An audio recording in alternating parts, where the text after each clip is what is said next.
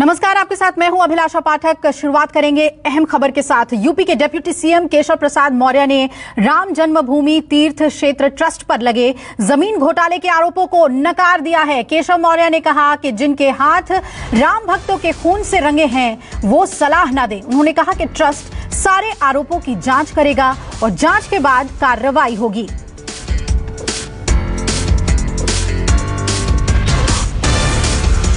इनके हाथ राम भक्तों के खून से रंगे हैं, वो सलाह ना दें। अगर कोई किसी ने भी गड़बड़ किया होगा, ट्रस्ट उसकी जांच करेगा और जो दोषी होंगे उनके खिलाफ कार्रवाई होगी।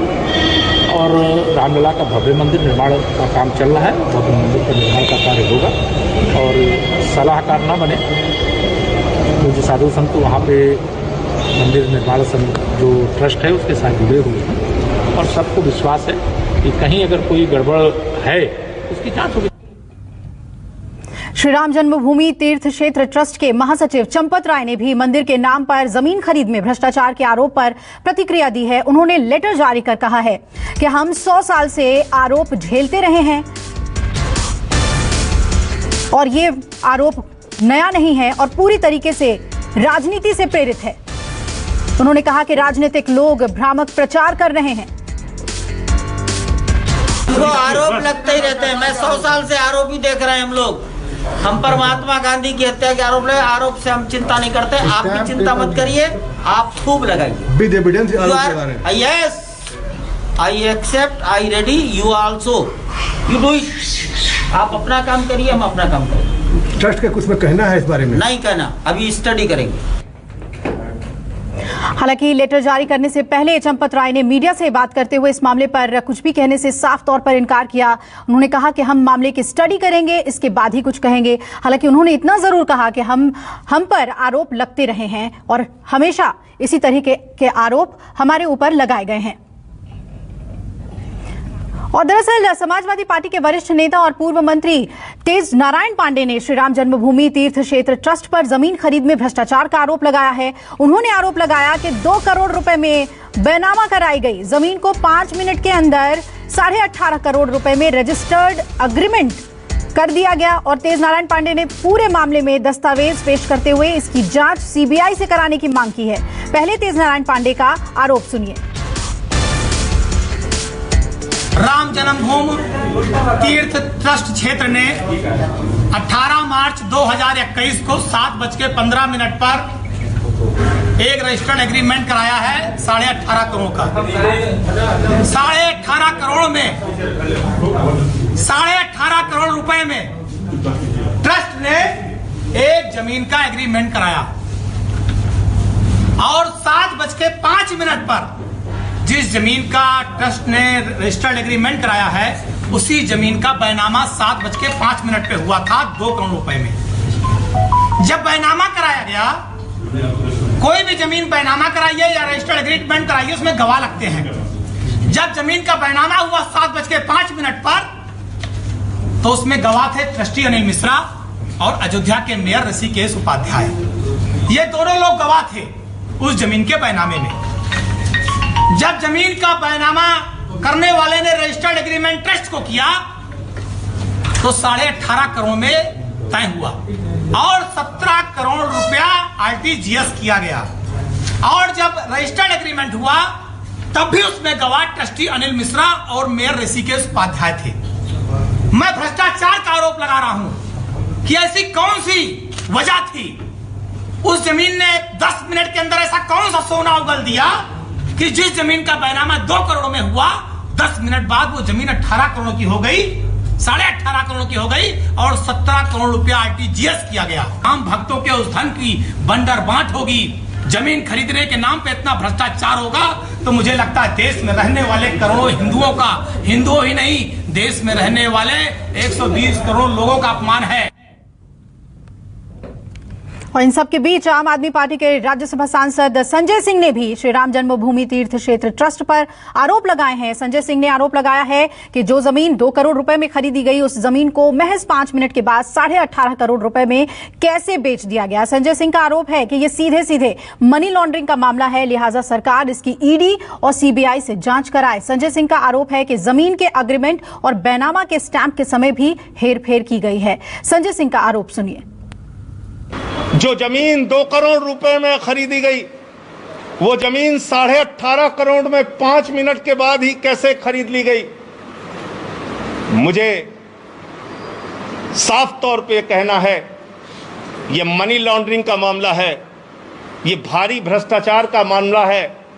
मैं मांग करता हूं देश के प्रधानमंत्री आदरणीय नरेंद्र मोदी जी से, मैं मांग करता हूं इस देश की सरकार से, तत्काल ईडी और सीबीआई के जरिए इस मामले की गहन जांच करा के जो इसमें भ्रष्टाचारी लोग हैं उनको पकड़कर जेल में डालिए, क्योंकि ये इस मुल्क के करोड़ों राम भक्तों की आस्था का प्रश्न है।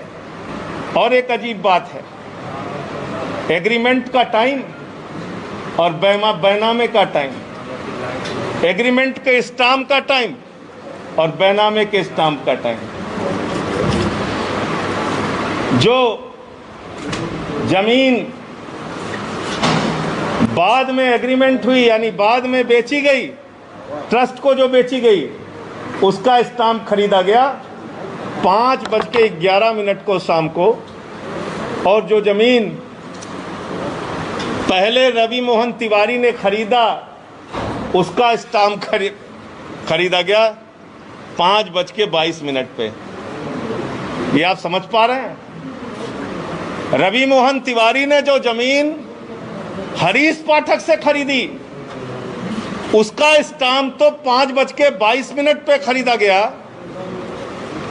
लेकिन जो एग्रीमेंट हुआ 18.5 करोड़ रुपए में और जिसमें 17 करोड़ रुपए पे कर दिया गया, वो 5:11 पे स्टाम्प खरीद गया। यानी जो जमीन खरीदनी है ट्रस्ट को, उसके लिए पहले से ही स्टाम्प खरीद लिया गया। और मानस मेरे सहयोगी जुड़ रहे हैं इस पर ज्यादा अपडेट के साथ। मानस, जिस तरह से ट्रस्ट पर आरोप लगाए गए हैं और अलग अलग राजनीतिक पार्टियां भी अब इसमें जांच की मांग उठा रही है, सरकार की तरफ से क्या कुछ कहा गया है इस पूरे मामले में? अभी तक क्या अपडेट है? देखिए, अभी तक तो सरकार ने बहुत कुछ नहीं कहा था, लेकिन आज केशव प्रसाद मौर्य जरूर सामने आए और उन्होंने साफ तौर पर कहा कि पहले तो उन्होंने समाजवादी पार्टी पर ही निशाना साधा और ये कहा कि जिनके हाथ राम भक्तों के खून से लगे हैं वो क्या आरोप लगाएंगे। तो एक तरीके से समाजवादी पार्टी की तरफ निशाना साधा उन्होंने, लेकिन क्योंकि मामला बेहद गंभीर है और आरोप भी समाजवादी पार्टी के साथ आम आदमी पार्टी के सांसद संजय सिंह की तरफ से लगाए गए थे, उसमें तमाम दस्तावेज भी मीडिया को दिए गए और वो दस्तावेज सार्वजनिक भी किए गए। तो ऐसे में डिप्टी सीएम केशव प्रसाद मौर्य का साफ तौर पर कहना था कि पूरे मामले में जांच की जरूरत है। अगर जांच में कोई दोषी पाया जाता है तो उसके खिलाफ सख्त कार्रवाई होगी और जो भी वैधानिक कार्रवाई की जाती है वो उसके खिलाफ की जाएगी। लेकिन उसका ये कहना था, इस तरीके से बचाव करते नजर आ रहे थे, वो ये बार बार कह रहे थे कि ऐसा कोई मामला लगता नहीं है और क्योंकि ये सिर्फ आरोप लगाए गए तो पहले आरोप की जांच हो जाना बहुत जरूरी है, उसके बाद ही तय हो पाएगा कि इसमें कोई गड़बड़ घोटाला हुआ भी था या नहीं हुआ था। तो एक तरीके से कह सकते हैं कि केशव प्रसाद मौर्य सरकार की तरफ से पहले ऐसे व्यक्ति हैं जो सामने आए और पूरे मामले में जो ट्रस्ट था उसका बचाव किया और जो लोग आरोपित बनाए गए तो उनका बचाव किया। हालांकि वो ये जरूर कह रहे हैं बार बार कि जांच हो जाए और जांच के बाद ही इसमें तय हो पाएगा कि आरोप सही है या गलत है। जी बिल्कुल मानस, शुक्रिया आपका पूरे अपडेट हमें देने के लिए। तो अब जांच की बात सरकार की तरफ से कही जा रही है और तमाम जो राजनीतिक पार्टियां हैं वो जांच की मांग उठा रहे हैं। इधर दिल्ली में आज से लॉकडाउन खत्म हो गया है और अनलॉक 3 के तहत राजधानी में आज से लगभग सारी गतिविधियों को अनुमति दे दी गई है, लेकिन अभी भी कुछ गतिविधियां हैं जो प्रतिबंधित रहेंगी। कुछ गतिविधियों को आंशिक रूप से खोलने की अनुमति दी गई है और अनलॉक के तहत दिल्ली की सभी दुकानों, बाजारों और मॉल्स को सुबह 10 से रात 8 बजे तक खोलने की इजाजत दी गई है। सभी रेस्टोरेंट्स भी 50% क्षमता के साथ खुल सकेंगे।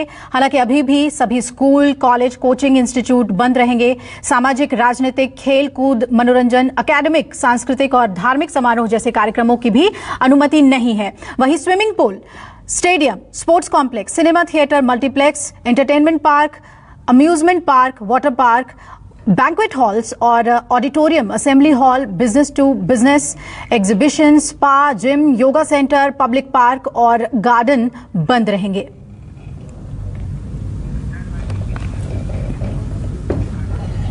तो दिल्ली में आज से मॉल्स भी खुल गए हैं। सुबह में लक्ष्मी नगर स्थित V3S मॉल खुलते ही लोगों की भारी भीड़ यहां पर लगनी शुरू हो गई। क्या थे हालात, देखिए हमारे संवाददाता वरुण सिन्हा की रिपोर्ट में।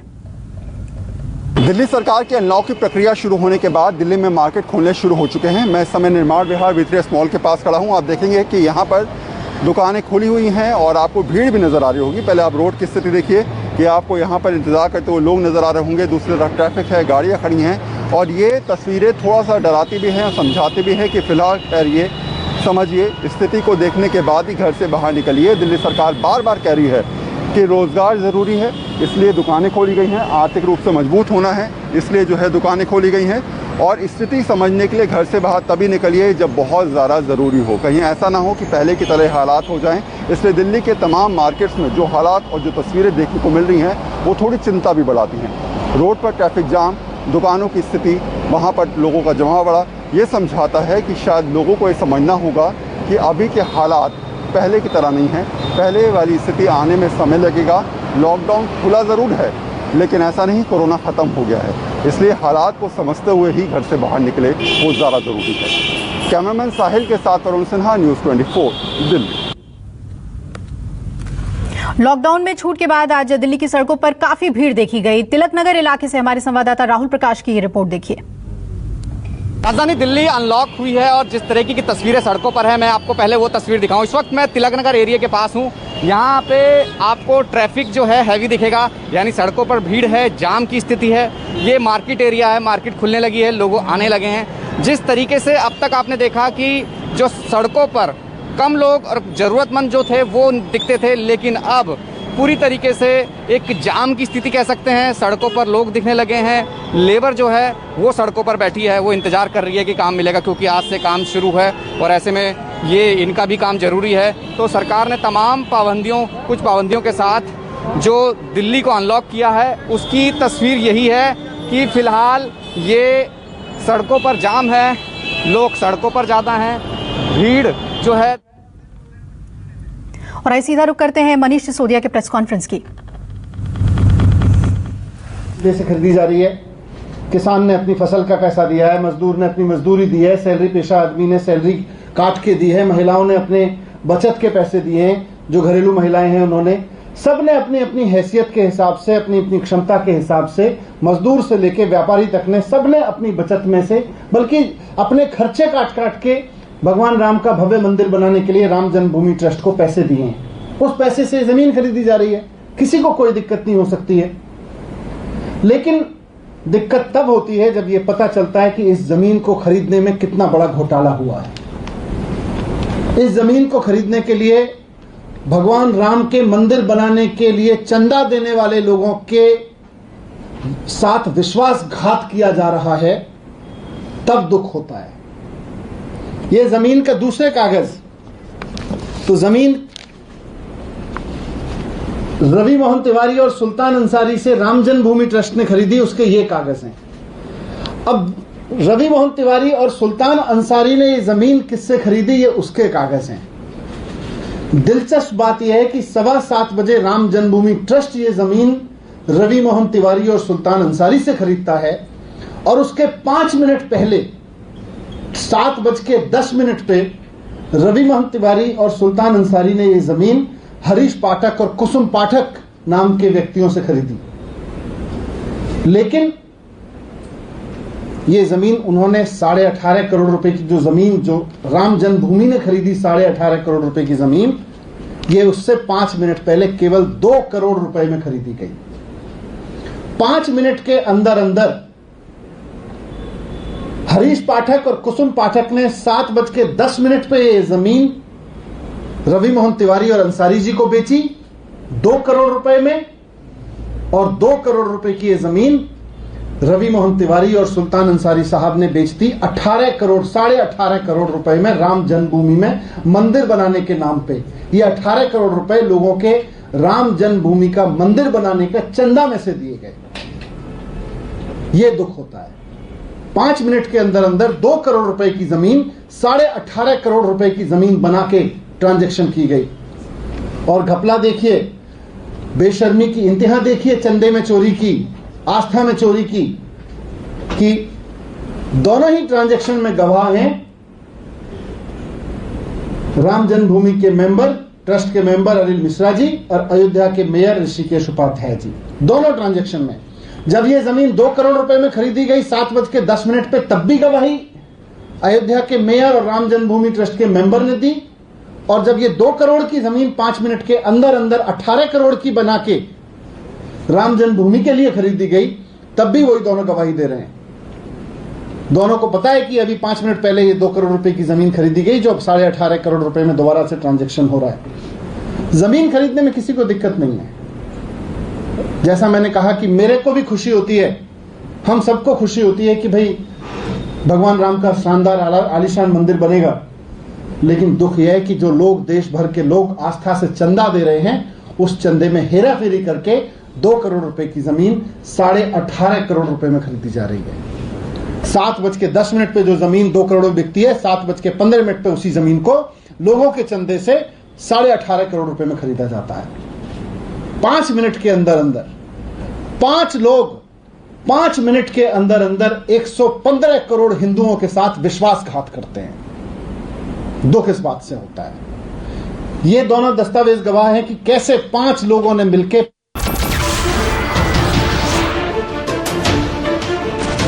नमस्कार, मैं हूं मानक गुप्ता।